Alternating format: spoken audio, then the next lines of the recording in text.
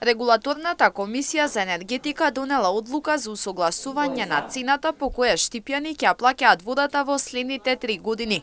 Ова повторно беше тема за препирки меѓу локалните власти и опозиција.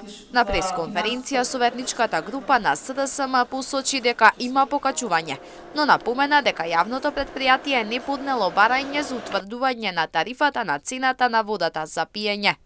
Оправдувањето од страна на советниците и на известителите на локалните власти е под превезот на тоа дека ова е наложување од страна на регулаторната комисија, додека сосема спротивно образложение имаме од страна на регулаторната комисија кое што е дадено во материјалите за совет на општина Штип и тоа дека јавното претпријатие ИСАР не постапило согласно законот и правилникот за утврдување на тарифата на цената на водата за пиење и не поднело барање за утврдување на тарифата на цената на вода за пиење.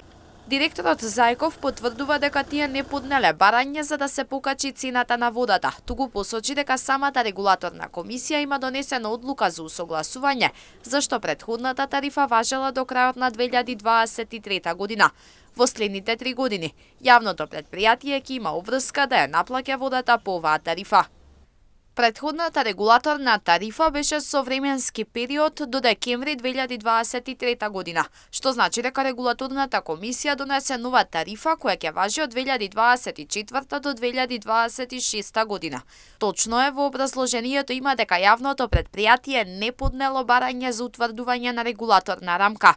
Станува збор за цена на вода која не е покачена, туку е усогласена со стапката на инфлација за висината на плати кои ќе следуваат во периодот и тоа е покачување од 3 денари.